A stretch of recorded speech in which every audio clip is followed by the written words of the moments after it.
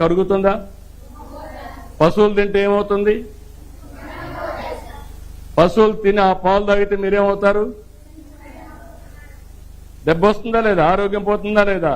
అంటే ప్లాస్టిక్ మీ కడుపులోకి కూడా వస్తుందా లేదా? మనం పంటలు పండిస్తాం ప్లాస్టిక్ వేసి, దానివల్ల మన ఆరోగ్యం బాగుంటుందా?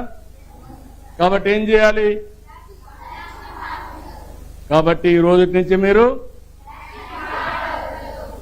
బుట్టలన్నీ కూడా ఏవైతే ఎప్పటికప్పుడు మట్టిలో కలిసిపోయేటన్ని వాడితే దానివల్ల ఆరోగ్యం బాగుంటుంది. అవునా కాదా? మీరు పేపర్లు వాడుతున్నారా లేదా? చదువుతున్నారా లేదా? ఈ పేపర్లు ఎక్కడి నుంచి వస్తాయి?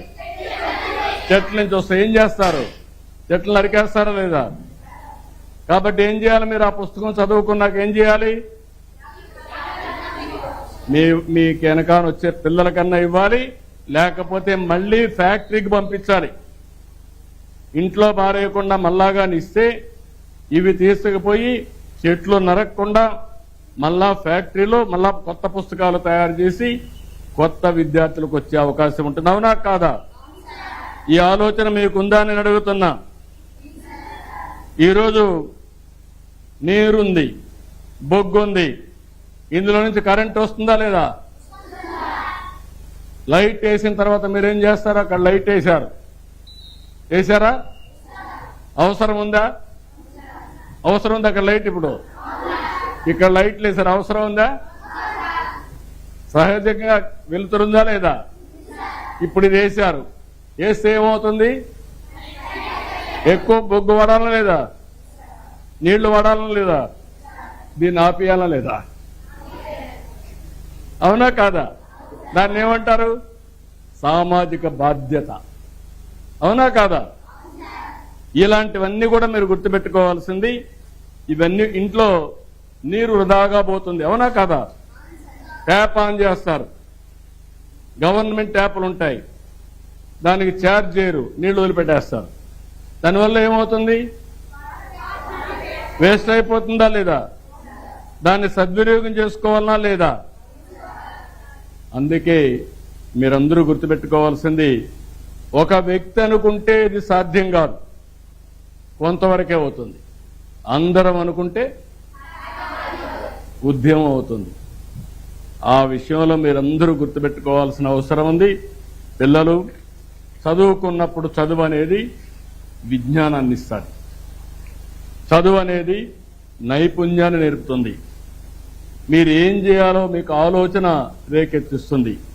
చదువుకున్న వాళ్ళకి చదువుకోలేని వాళ్ళకి అదే వ్యత్యాసం. ఈరోజు వనరుల గురించి మనం చదువుకున్నాం. ఇది మనం ఆచరిస్తామా? నమ్మకమేనా? మీరు మార్పు తీసుకొస్తారా? నన్ను నమ్మమంటారా? కాబట్టి ఇది అమలు చేస్తామని గట్టిగా చప్పట్లు కొట్టి అందరూ చెప్పండి.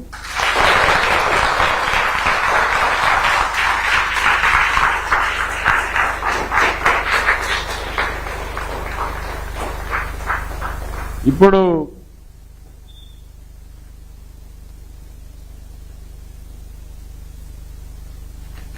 మీకు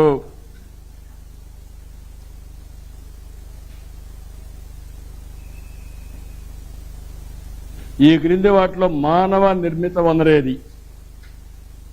క్యాన్సర్ చికిత్సకు మందులు, ఊట నీరు, ఉష్ణమండలం అడవులు. ఏది మానవ ఈ మానవ నిర్మిత వనరు ఏది? మూడున్నాయి. ఏది? క్యాన్సర్ చికిత్సకు మందులు, ఊట నీరు, ఉష్ణమండలాలు, అడవులు, ఉష్ణ మందులు. ఎందుకు ఊట నీరు కాదు? ఊట నీరు ఎందుకు కాదు? యూజ్ చేయరు, మనం తయారు చేయం, అంతేనా? ఉష్ణమండల అడవుల్ని మనం తయారు చేయం. అది ఎట్లొస్తుంది? సహజ వనరులు. అవునా కాదా? ఊట నీరు ఎట్నుంచి నుంచి వస్తుంది? అడవిలో ఉంటాయి, పారుతానే ఉంటుంది. ఎట్లొస్తుంది అది? ఓకే.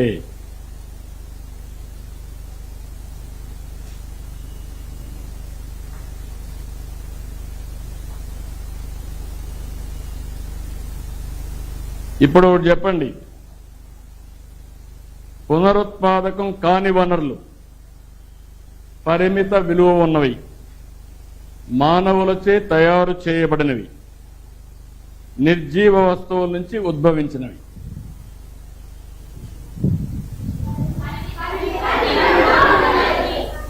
పరిమిత ఓకే.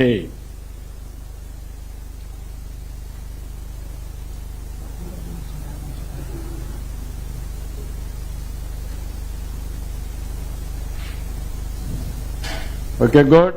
ఇప్పుడు మీరేమైనా చెప్పాలంటే చెప్పండి నాకు. పేటెంట్ అంటే ఏంటి? పేటెంట్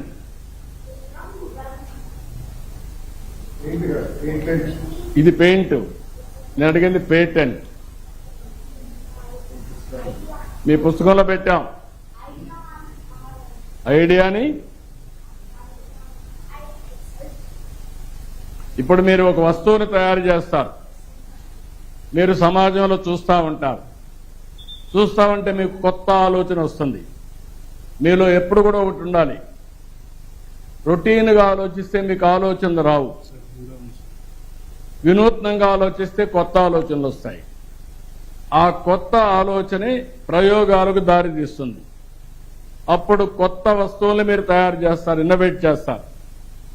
తయారు చేసిన వస్తువుని మీరు పేటెంట్ రైట్ తీసుకుంటారు. ఎందుకు పేటెంట్ రైట్ అంటే ఇది ఎవరు కాపీ కొట్టకుండా, మీరు తయారు చేసిన ఇంకొకరు కాపీ కొట్టి మీకంటే ముందు వాళ్ళు మార్కెట్లోకి వెళ్ళిపోతే మీ దానికి విలువ ఉండదు. కాబట్టి అది పేటెంట్ తీసుకుంటారు. ఆ పేటెంట్ తీసుకుంటే దాన్ని ఎవరు డూప్లికేట్ చేయడానికి వీలు లేదు, అది మీకే ఉంటుంది. దాన్ని మీరు ప్రొడక్షన్లోకి వెళ్ళి మార్కెట్ చేసుకోవచ్చు. అది పేటెంట్ అంటారు. అందుకనే ఇలాంటి కొత్త కొత్త ఆవిష్కరణలు చేస్తూ ఆ ఆవిష్కరణలు మీరు రిజర్వ్ చేసుకోవాలంటే పేటెంట్ తీసుకోవాలి. అది ఒక అప్లికేషన్ ఉంటుంది, అవన్నీ మళ్ళా మీకు ఎక్స్ప్లెయిన్ చేస్తారు. ఇక్కడ ఉండేవాళ్ళు ఏం కావాలనుకుంటున్నారు మీరంతా? మొన్న ఓకే, ఇక్కడ ఉండే వాళ్ళల్లో 7వ తరగతి నుంచి వచ్చారు 8కి, అవునా కాదా?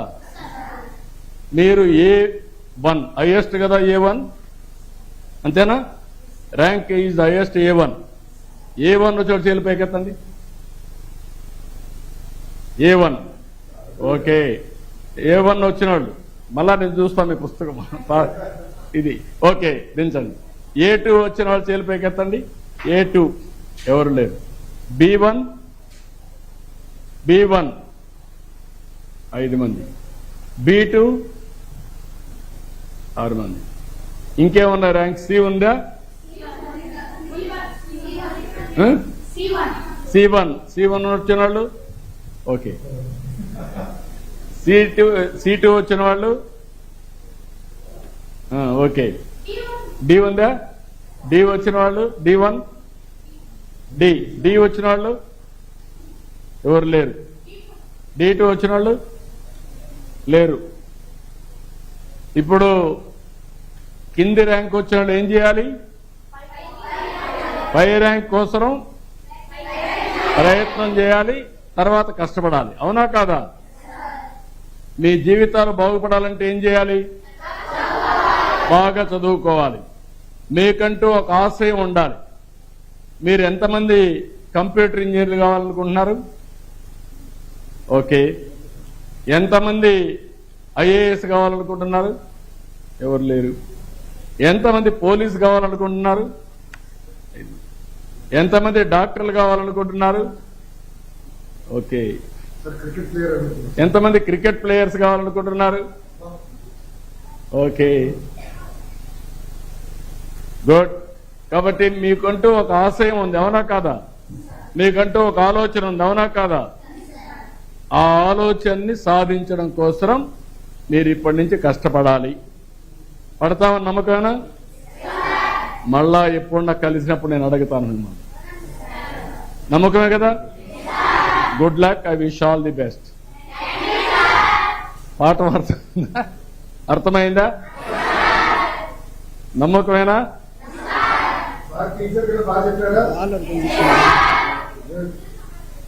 ఆ? ఇద్దరు సమానం.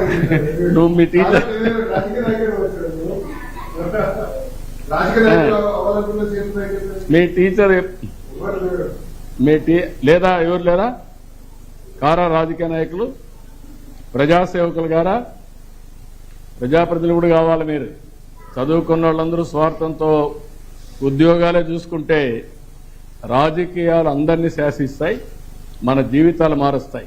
ఇప్పుడు నేను తల్లికి వందనం ఇచ్చాం, మినిస్టర్ గారు ఉన్నారు, ఆయన కూడా చదువుకున్నాడు, బాగా మంత్రి అయ్యాడు. ఇప్పుడు తల్లికి వందనం ఇచ్చాడా? ఇది ఒక ప్రభుత్వ విధానమేనా కాదా? ఎట్లొచ్చింది? ఆయన ఆలోచనలో నుంచి వచ్చింది, అవునా కాదా? ఇప్పుడు మీకు టెక్నాలజీ పెట్టాడా? మీ ఇంటికి నేరుగా మీరు స్కూల్కి రాకపోతే ఇంటికి మెసేజ్ వెళ్ళిపోతుంది. 10 గంటల స్కూల్ స్టార్ట్ అయితే 10:30కు మీ అమ్మ నాన్నకి మెసేజ్ వెళ్ళిపోతుంది. స్కూల్ డుమ్మా పెడితే అమ్మకి నాన్న ఫోన్కి మెసేజ్ వస్తుంది. ఆగస్టు నుంచి మొదలు పెట్టేస్తాం. ఇప్పుడు డుమ్మా కొడతారు. ఇప్పుడు డుమ్మా కొట్టడానికి వీలు లేదు, అవునా కాదా? అది I wish all the best, good luck. ఎక్కడ అక్కడ తీసుకుంటే బెటర్ కదా, నేను ఆడ కూర్చుంటే బెటర్ కదా, నిలబడుకోవడం కదా.